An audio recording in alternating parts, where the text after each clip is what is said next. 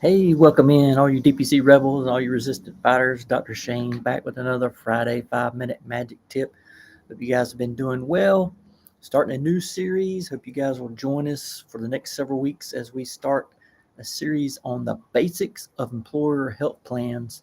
Probably going to take us maybe 5 or 6 Fridays to get through some of the basics. Just want to share some baseline generic information that'll help you when you're talking with employers about direct primary care, about health plans in general. So, some basic things you might want to keep in mind. We hear about this on social media a lot, we get this request a lot on social media and from emails to try to just understand the general basics of employer health plans.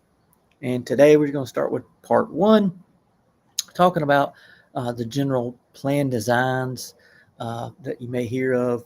A lot of people talk about self-funded plans, and people don't know what that means, and how's that compared to like regular insurance plans. So just have a little outline here for you today. I want to share uh, and go through this little simple outline. And let me pull this up for you real quick so you can see my chart that we've created. So you hear of self-funded plans, you hear fully funded plans. What does that really mean? What are employers talking about when they talk about that? What are advisors talking about? So we wanted to run through this really quick. So fully funded plans are your traditional PPO. When you think about health insurance, that's the plan that usually people begin to think about. Blue Cross Blue Shield, Cigna, Aetna, United, those big health insurance companies. We call them BUCAs, BUCA, the BUCA plans that are providing massive PPO type plan insurance to thousands and thousands and thousands of people. And many large employers would use those plans versus a self funded plan, which is a little bit different. So we want to run through the aspects of some of that today and use this little chart that we have here. So on the on the left side, as I see the chart, the fully funded side, you begin to look at certain things like the risk, the plan, how it gets paid, and at the bottom is the uh, who regulates the plan, who certifies or regulates the plan.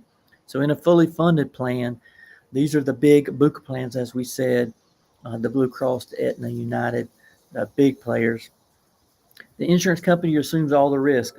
So the risk side of it is very minimal for the employer. They're just going to pay their premiums, and the insurer takes on all the risk.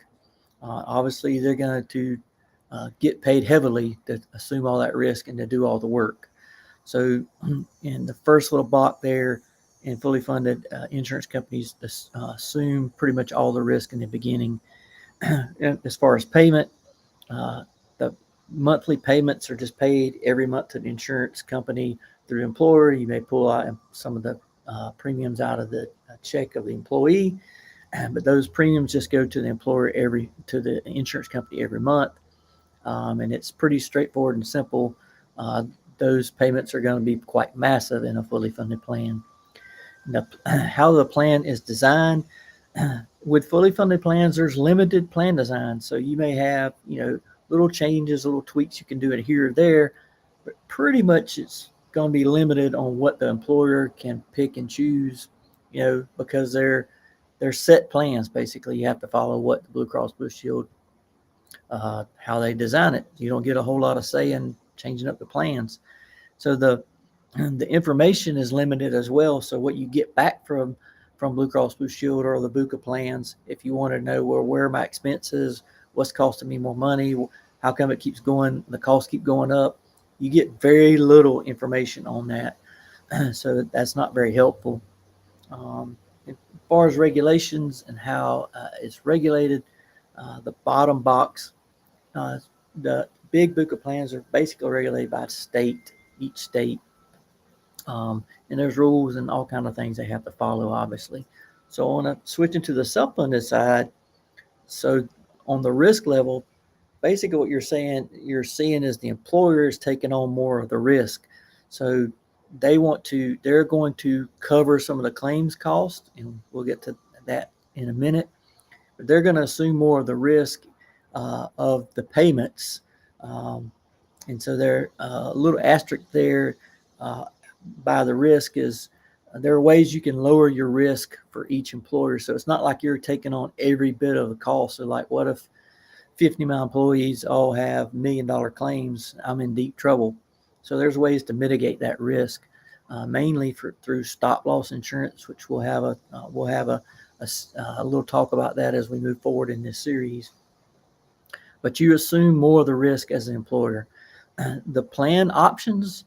So when you're in a self-funded plan, you're basically, as the employer, you can almost craft a plan that works best for you and your employees. You can, there's some guidelines you have to follow, but the advisor can really help it make it easy for you, like where you can craft a really original and unique plan for your employees, for your area, for your consumers, and your community.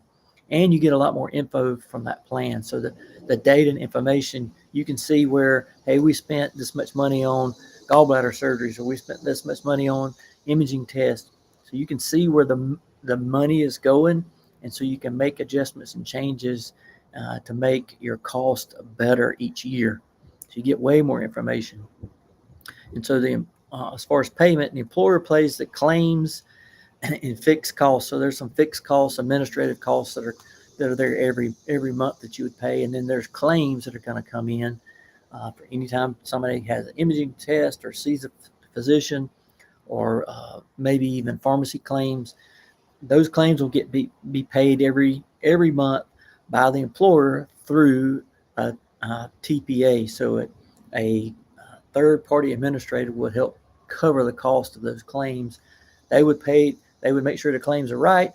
They would adjudicate the claims and then pay the claims using the employer's money.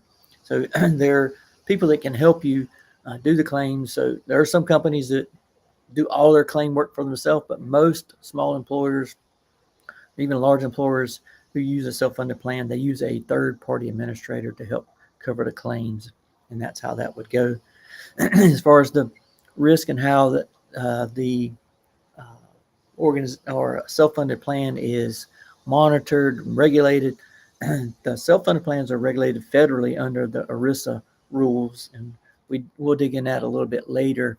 But there's specific guidelines and rules that they have to follow with ERISA, which is a specific rule for fiduciary responsibility that employers have to follow. So those are some big basics on the self-funded versus fully funded. Hopefully that'll clear that up a little bit for you guys. Next time we're going to try to get together and talk about some TPAs, who may be a good TPA, how to find them, and sort of how they operate. And hopefully we'll get some questions on that. You guys have any? If you have questions, you want to just send those to me. You can post them in Facebook, YouTube, LinkedIn, wherever you're watching this. You can certainly also email them to me at drshane@dpcmagic.com, drshane@dpcmagic.com. I'll post that down at the bottom so you can see that. You can email me questions about employers and health plans. And we'll keep going, and hope you guys have a great weekend, and we'll see you next week when we'll talk again about employer health plans and try to